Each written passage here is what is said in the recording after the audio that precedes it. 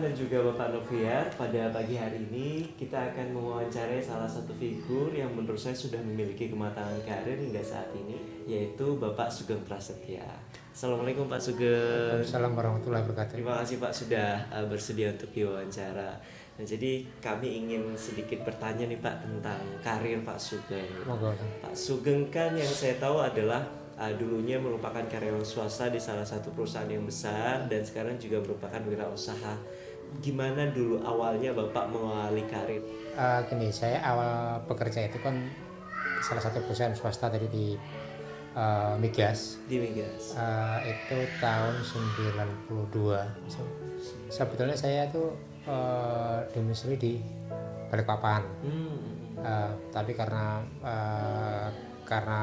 berkembangnya satu perusahaan, lama-lama schedule saya menjadi 2 minggu, akhirnya memungkinkan saya untuk kembali ke Jogja. Toh perpikiran saya adalah panjang, karena toh anak saya mendekati sekolah toh akhirnya nanti juga ke Jogja.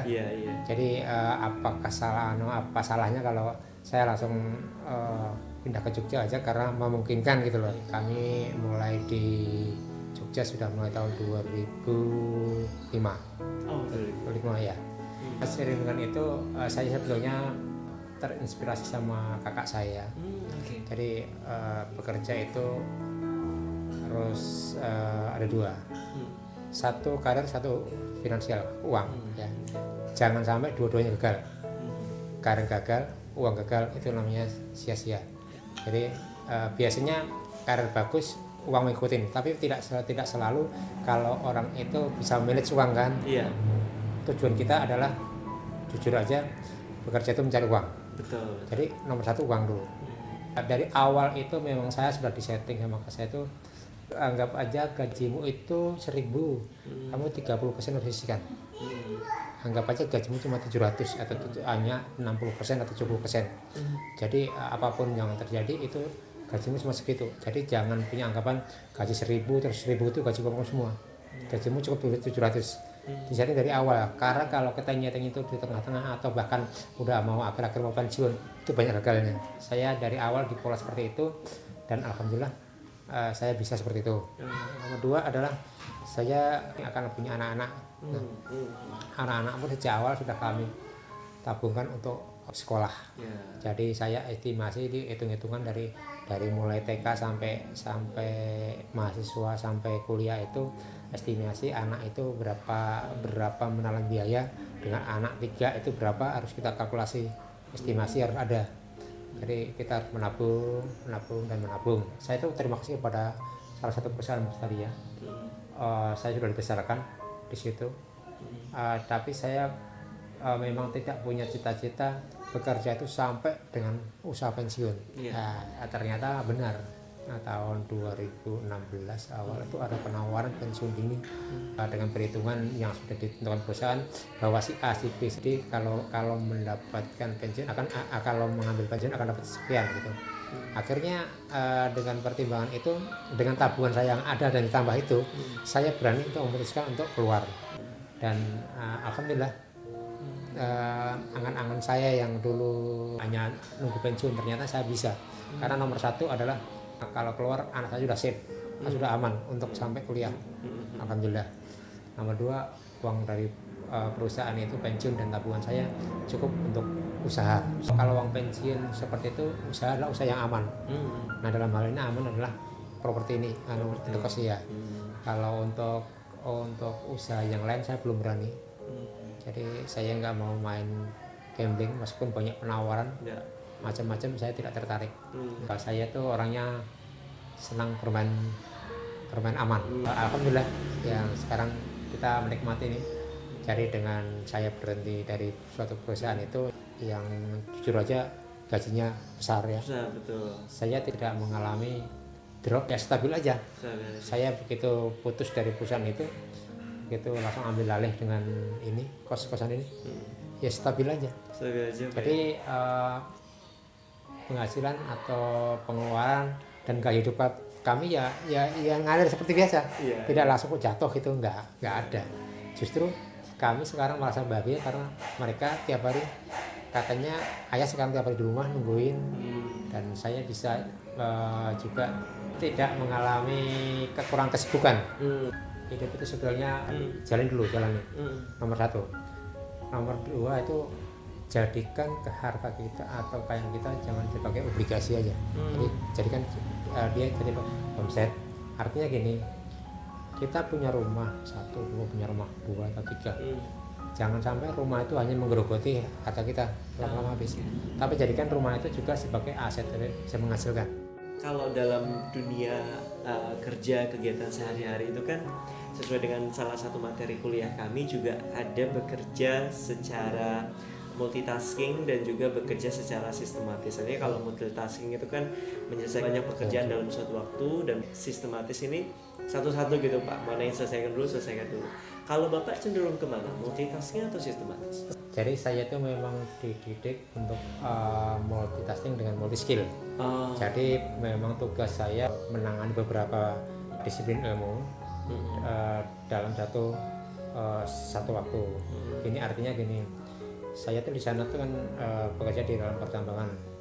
Jadi saya juga diajari untuk bagaimana memperlakukan sumur minyak dan bagaimana mengelola mesin-mesinnya ataupun dengan elektrikalnya.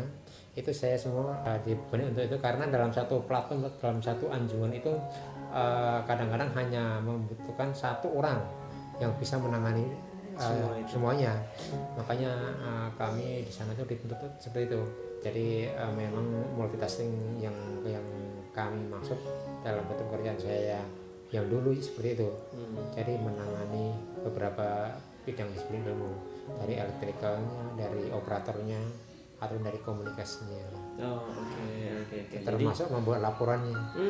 Jadi lebih multitasking dan multi skill juga ya Pak? Skill ya. Oke. Nah, dalam bekerja di perusahaan yang dulu, perusahaan swasta yang besar tersebut, kemudian sekarang bisnis properti, kos-kosan seperti ini, ada hal-hal yang mungkin belum pernah kita pelajari sebelumnya, yang membuat kita harus kreatif ya Pak ya. Nah, menurut Bapak sendiri sejauh mana kreativitas itu untuk bisa membangun karir Bapak Pak?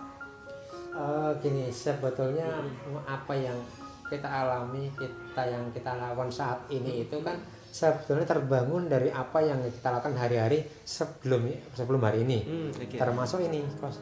Nah, kenapa saya itu kos kok nangani sendiri, mulai dari administrasinya, dari seleksi orangnya, mulai dari troubleshootingnya ataupun perbaikannya saya sendiri semua, karena memang saya sudah terbiasa seperti itu dari dulu. Jadi saya tidak mengalami kendala sama sekali enggak, termasuk pengiklanan.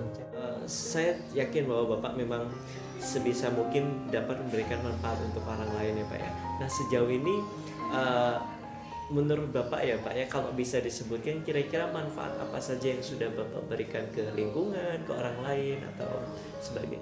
Kalau untuk ke lingkungannya jelas sudah pasti, dengan bertambahnya orang atau banyaknya penghuni ini kan akan menghidupkan ekonomi di kampung ini. Betul. Paling enggak mereka kan membutuhkan makanan, membutuhkan air, membutuhkan macam-macam.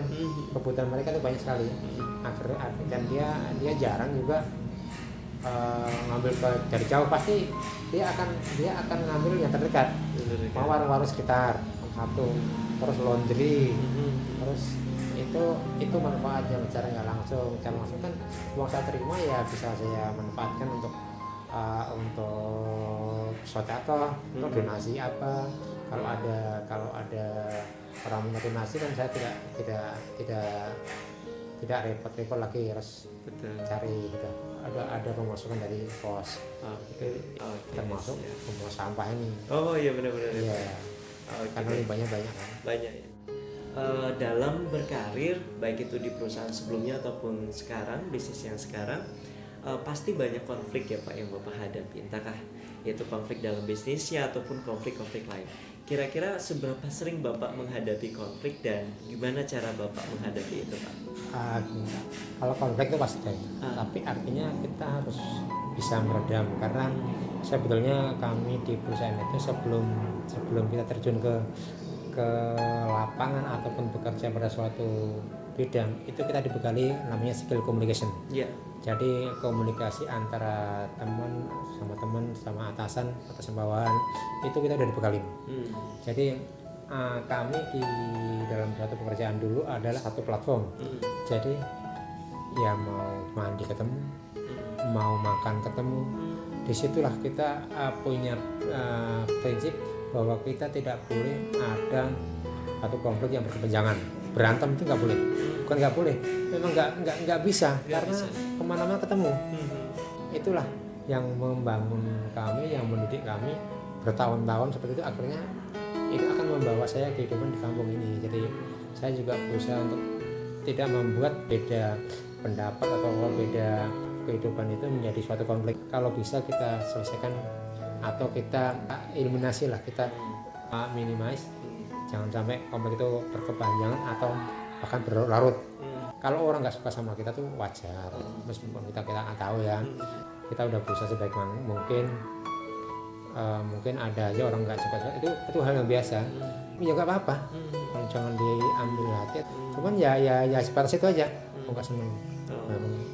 Memang nggak seneng itu pasti nggak seneng negatifnya kan, tapi di lain negatifnya kan mereka juga punya sisi positif.